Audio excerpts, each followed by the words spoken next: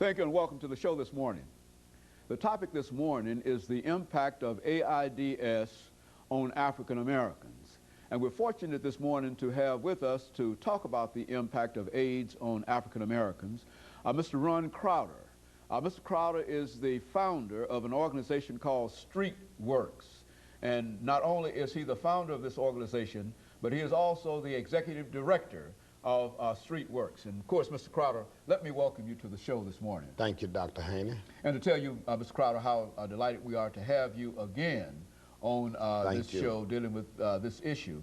As a matter of fact, we've had you about 4 or 5 different times, and each time you bring us excellent information, and people who have an opportunity to see these shows have often remarked how courageous you are in terms of what you're doing and your whole attitude in reference to AIDS.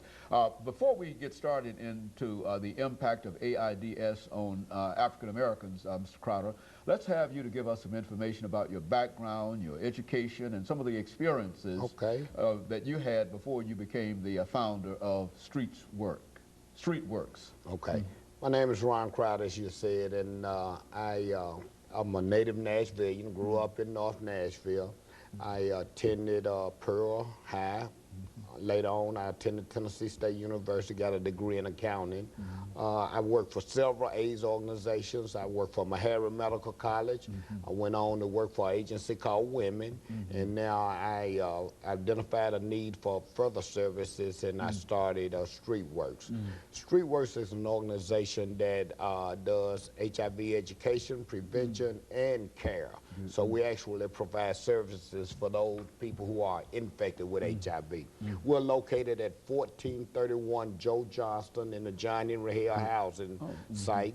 And our hours of operations are specifically 6 p.m. to 6 a.m. So we have outreach workers out on the streets doing HIV prevention and education during the times when the services are mostly needed.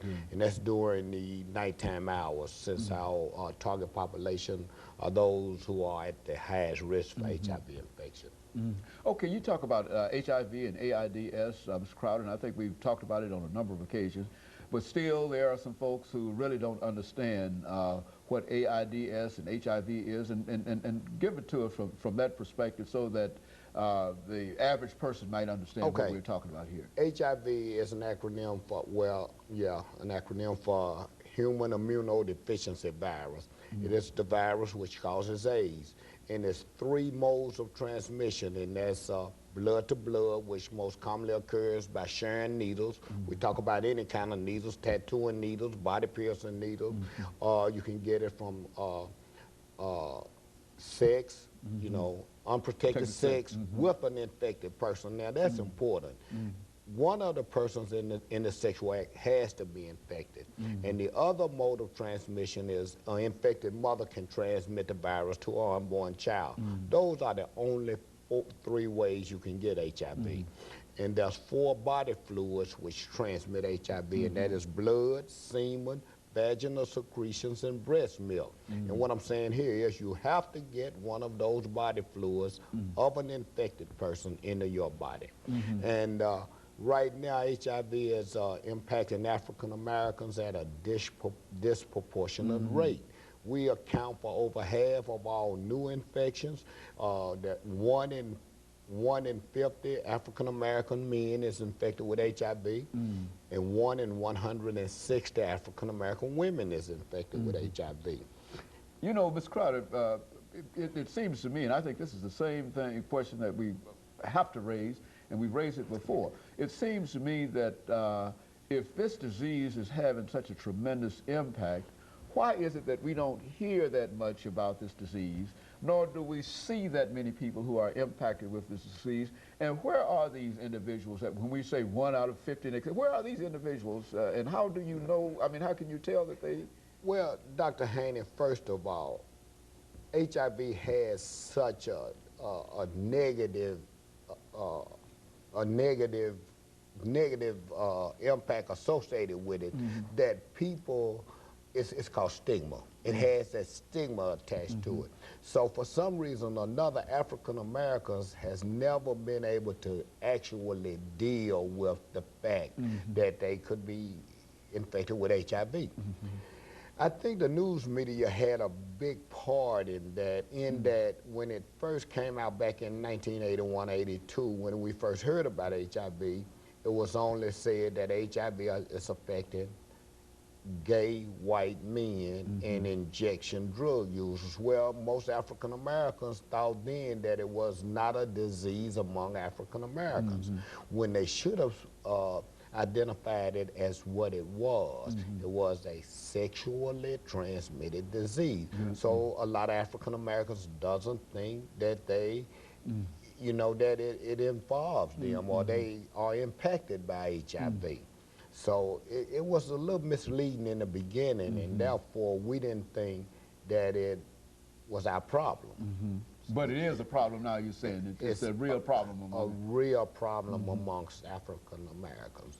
And again, with the stigma that's associated with the disease, that you're right, there's no African American saying, okay, I got HIV. So therefore, every time it's publicized or you see it on the news, it's always a white person, a white gay man mostly, that's coming out or disclosing his status.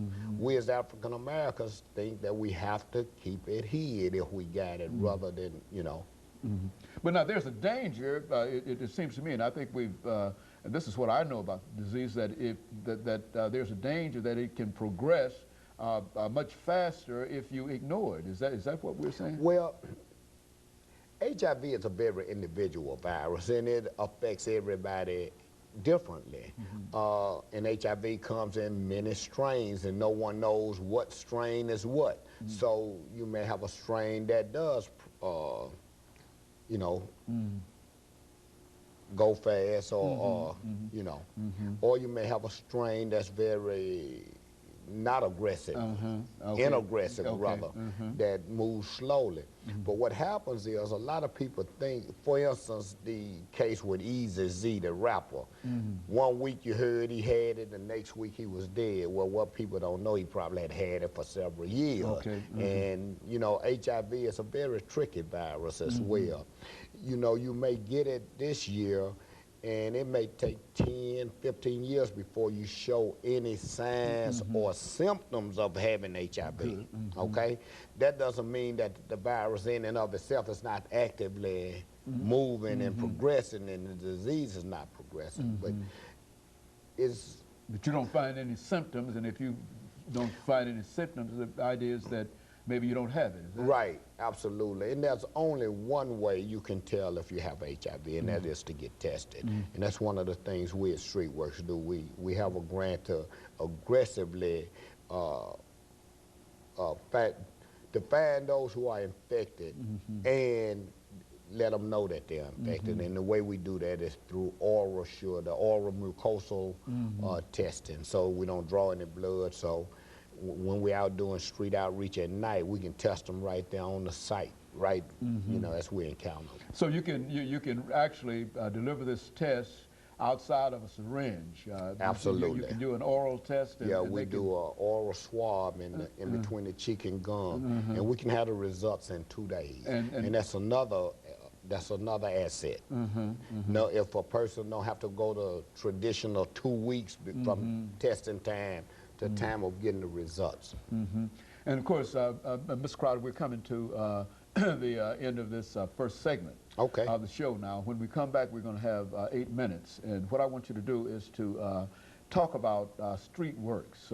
I think you've indicated that you're located in what you consider to be a high-risk area for HIV, AIDS, and I'm sure that there are some of the experiences that you can tell us that will be revealing in terms of how people are reacting to this disease and some of the things that are happening to them. And of course, we'll be back with our audience following this very, very short commercial break.